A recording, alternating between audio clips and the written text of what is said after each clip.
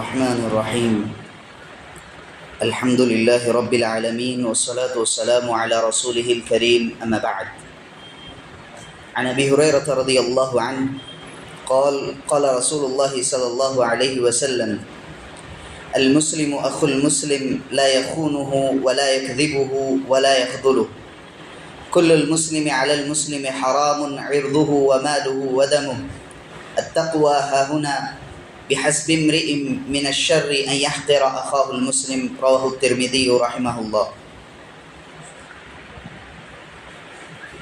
ابو ہریرہ رضی اللہ عنہ سے روایت ہے کہ رسول اللہ صلی اللہ علیہ وسلم نے فرمایا: ایک مسلمان دوسرے مسلمان کا بھائی ہے، نہ تو وہ اس کی خیانت کرتا ہے، نہ اسے جھوٹ بولتا ہے، نہ اسے بے سہارا چھوڑتا ہے۔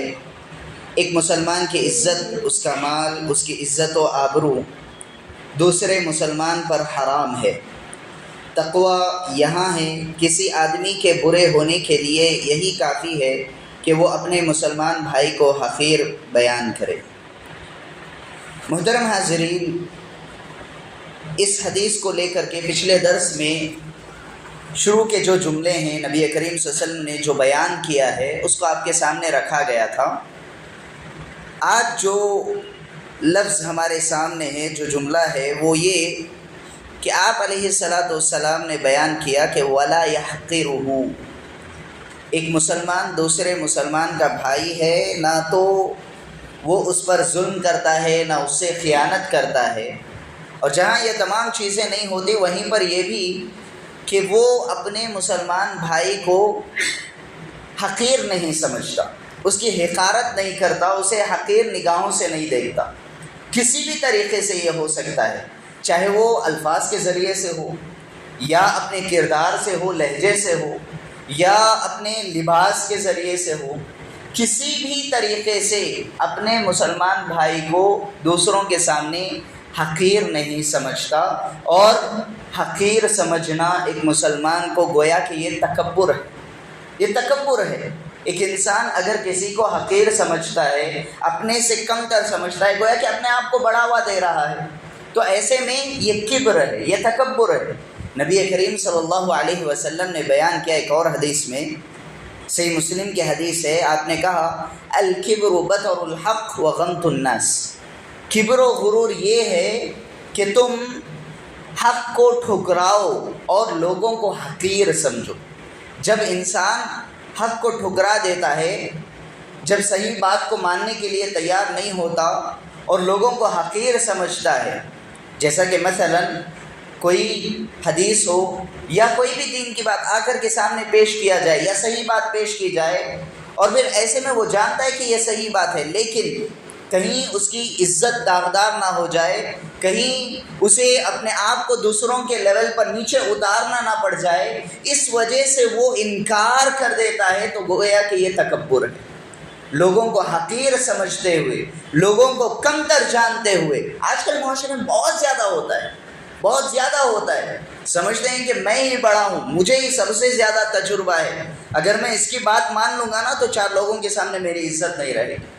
تو پھر ایسے میں جو لوگ اس طرح سے کرتے ہیں، تو نبی کریم صلی اللہ علیہ وسلم نے کہا کہ یہ گویا کہ دوسرے لوگوں کو حقیر سمجھنا ہے، حق بات کو ٹھکرانا ہے، اور پھر اسی کو کہا گیا کہ یہ تکبر ہے، یہ کبر و غرور ہے۔ اور اسی غرور کا شکار فرعون بھی تھا، حامان بھی تھا، اور پھر اسی طریقے سے کئی لوگ جو نبی کریم صلی اللہ علیہ وسلم نے جب دین کی باتیں لا کر کے پیش کی تو کس وجہ سے انہوں نے انکار کیا؟ یہی کبر و غرور تو تھا کہ ہم کیسے کفار مکہ جو بڑے بڑے سردار تھے آ کر کے نبی کریم صلی اللہ علیہ وسلم سے کہنے لگے کہ تمہارے جو گروپ ہے، تمہارے جو گروہ ہے، اس میں زیادہ تر کون ہیں؟ غربا ہیں، تو پھر ہم کیسے اس میں شامل ہو جائیں؟ ہمارا نام کیسے اس فہرست میں داخل کر لیں؟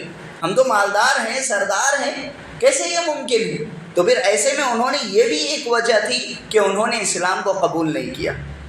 سبحان اللہ، جب انسان کے اندر تکبر آ جاتا ہے نا تو اللہ سبحانہ و تعالیٰ بھی اس کی ہدایت کے راستے بند کر دیتے ہیں۔ یہی وجہ ہے کہ انہیں ہدایت بھی نہیں ملی، اور پھر ایسے ہی وہ رہ گئے، یہاں تک کہ اللہ سبحانہ و تعالیٰ بہتر جانتا ہے کہ ان کا کیا حشر ہوا. سبحان اللہ. محترم حاضرین، تو ہمیں چاہیے کہ ہم کبر و غرور سے دور رہیں. انسان کو جہاں تک ہو سکے تواضع اور انکساری کا پہلو اپنانا چاہیے. اللہ کے رسول صلی اللہ علیہ وسلم نے فرمایا من تواضع للہ رفعہ اللہ. یہ کہاں کی بات ہے؟ دیکھیے، انسان تو ایک بات ہے کہ حق بات کو قبول کرنا، وہاں پر تواضع کی بات نہیں کی جائے گی، لیکن ہاں کبھی غلطی سامنے والے کی ہوتی ہے، لیکن پھر بھی انسان کیا کرتا ہے، اپنے آپ کو نیچے اتار کر کے اس سے معافی مانگ لیتا ہے. بھائی جا، چھوڑ، جانے دے، ہم بھائی ہیں، مسلمان ہیں، بھائی ہیں، ہوتا ہے، جانے دیتے ہیں اس غلطی کو. تو جب اپنے آپ کو نیچے اتارتا ہے، جب نیچے آتا ہے، تو گویا کہ اس نے تواضع اختیار کی.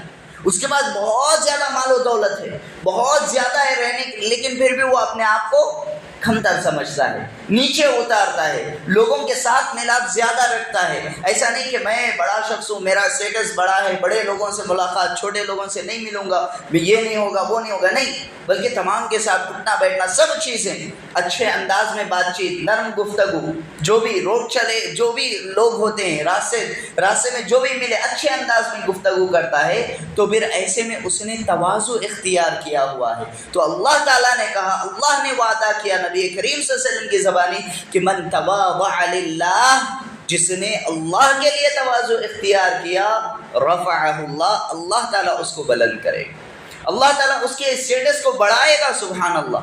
اور اللہ تعالیٰ نے تو واضح کہا نا قرآن مجید میں، وَلِلَّهِ الْعِزَّةُ وَلِرَسُولِهِ وَلِلْمُؤْمِنِينَ. عزت کس کے لیے ہے؟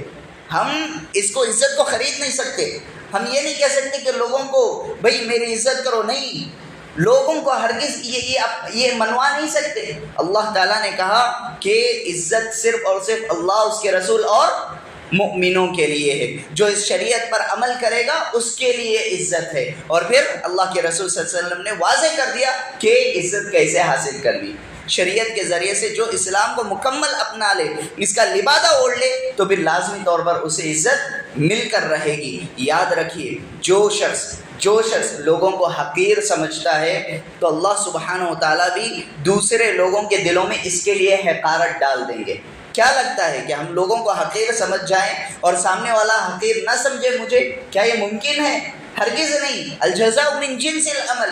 انسان کو اس کے عمل کے مطابق ہی بدلا دیا جاتا ہے. جس طرح کا وہ دوسروں کے ساتھ رویہ اور سلوک اختیار کرے گا، بالکل اسی طریقے سے اس کو بھی لوٹایا جائے گا. تو اللہ سبحانہ و تعالیٰ نے کہا کہ یاد رکھو، عزت صرف مؤمنوں کے لیے ہے. کبر و غرور کرنے والے یہیں پر مٹی میں مل کر رہ جائیں گے، ان کی کوئی عزت نہیں رہے گی. جس طرح وہ لوگوں کے ساتھ رویہ اختیار کریں گے، ویسے ہی دوسرے لوگ بھی ان سے رویہ اختیار کریں گے. اللہ سبحانہ و تعالیٰ سے دعا ہے کہ اللہ سبحانہ و تعالیٰ ہم تمام کو کہنے سے زیادہ عمل کی توفیق دے، اور ہمیں دنیا اور آخرت میں عزت نصیب کرے، اور جب خاتمہ ہو تو حسن خاتمہ نصیب کرے.